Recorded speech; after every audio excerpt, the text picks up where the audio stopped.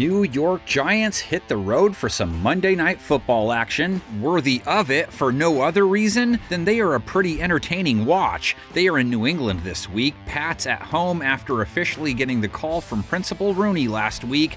That's 9 times now the Patriots have won a game.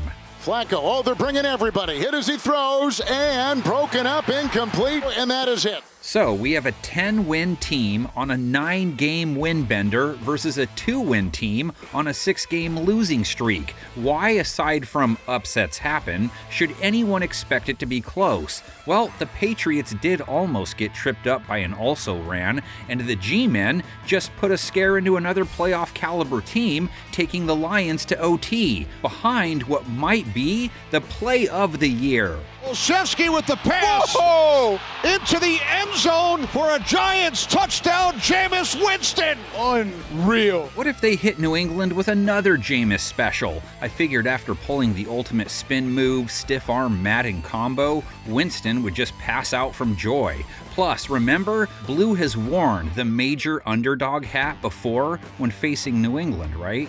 But despite Drake May and his offense sputtering versus the worst defense in football, New England fans will tell you they aren't a one-dimensional squad. Good luck crossing the 24-point threshold against them. Only one team has done it in 2025. They held Cincinnati to 20 points, 3 for 13 on third down, only one red zone trip allowed. 3rd down and 5, crumbling pocket, here they come, down he goes! Their secondary, familiar with backup quarterbacks who have made some waves this year, held Joe Flacco to 183 yards, 19 of 37 passing, under 5 yards per attempt, a low 60s rate. Oh, it's picked off! That's a pick 6! Kiss him goodbye! They didn't have to deal with Hawk Tua Chase, of course, and their play versus the pass hasn't always been tip-top this year. And now their corners have to be ready to defend Jameis's long balls. That is, if Jackson Dart can't go again. Hard to know if he'll make it back this week. Winston, though, aired it out for 366 yards last week, over 10 yards per attempt, a couple of touchdowns. As Winston throws to the end zone, caught for a touchdown. Archer and company call it phrasing. On the pass rush front, Winston only took 1 sack, 36 pass attempts. Wasn't an issue in his first start versus Green Bay either. New England's pass rush only made it to Flacco's house once, 37 chances too. Average sack total for 2025. Their DBs only let one Bengal go for 36 plus yards. They held T. Higgins to 31. Now they try and slow Wandale. Robinson struts in off 156 yards on 9 catches and a score. Fires downfield into the end zone. Touchdown, Wandale Robinson. That was Wandale's second 100-yard game, the first since week 2, 36 to 62 yards in the 4 games prior to going off last week. Theo Johnson comes off a season-high 77-yard day of work. Fires, What a catch. and it is caught by the tight end out of Penn State. Isaiah Hodgins enters off a 42-yard one-score game. From the end zone, airing it out, and it is caught. That was just the second game he's played this season, 57 yards the week before, so he's making a mark, and so is Tyrone Tracy, who's trying to remind everyone he shouldn't get lost in the Scadaboo shuffle. 68 receiving yards versus Detroit, along with 62 on the ground, 100-plus scrimmage yards back-to-back games. Wide open, Tyrone Tracy inside the Lions' 30.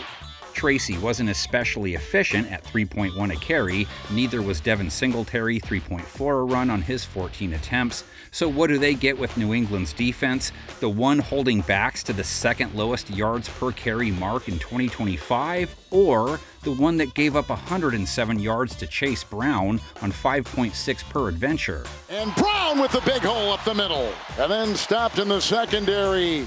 Could see lots of runs in this matchup based on Week 12. Giants' attempt at an upset fell short in large part because their defense gave up over 200 yards to Jahmyr Gibbs, 2 long touchdowns, a 69-yarder in OT.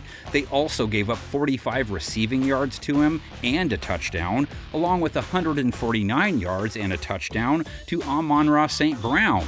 279 yards to Jared Goff, 2 TDs, 34 points in total, made sure their stars weren't hungry heading into Turkey Day week.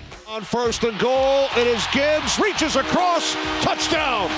Made Detroit's big three look very big. Drake isn't really part of a big three. Well, that one song claims he was, but Kenny and May would fire back, forget the big three, there's just the big me.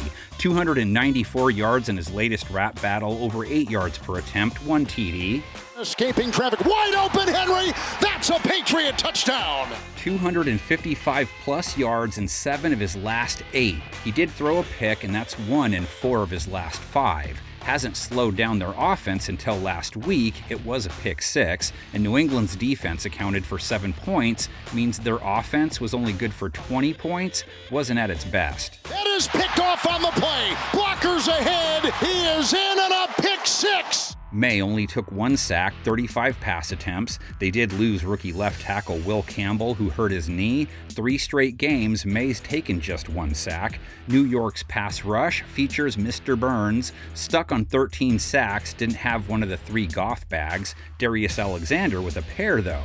Goff under pressure, and he'll be sacked once again. St. Brown and Gibbs were the only 2 guys New York had issue with last week. New England doesn't have guys quite on that level. Travion Henderson rushed for 66 yards, 15 receiving yards. Henderson again, first down run. He bolts right through. Under 4 yards per carry again. Back-to-back games in 3 of his last 4 now. Only 1 Pats pass catcher marching in off a 40-plus yard game. Kayshon Boutte was back, 15 yards versus Cincinnati. Stephon Diggs, baby keep him up maybe, 20 yards. Mac Hollins, 30 yards. Demario Douglas, a 37-yard reception. What a throw that was. May going deep, and he's got a great deep arm. Caught! Demario Douglas with a big-time catch. And May liked his tight end matchups last week. Austin Hooper with 39 yards. Hunter Henry, the star of their Week 12 show, season high 115, previous high 90 back in Week 3, paint job last week. They go underneath, and it's caught by the tight end. Busy today. Hunter Henry out of bounds. G-Men and the Pats tied up 7-7 all time. Too many New England fans at the game preview guy bar with how things have gone for these 2 teams. Bad business to pour out 2007 and 2011 memories when no one is ordering them up. So let's check out the first time the Patriots beat the Giants. Sherman, take us back to 1974. But as competitive as the Giants were that day, Mac Herron returns carried the Patriots beyond the grasp of defeat. Trailing 14-7, Herron's 62-yard kickoff return ignited the Patriots' offense. And on the next play, a leaping catch by Randy Vitaha made it a tie game. From there, the Patriots went on to claim a 28-20 victory, which spoke well of a young team whose emotions could easily have let down following their dizzying upset of Miami. But the game's most important factor was not a singular play or player. It was the defense. For throughout the afternoon, it pounded the Giants' offense and stripped them of their ground attack.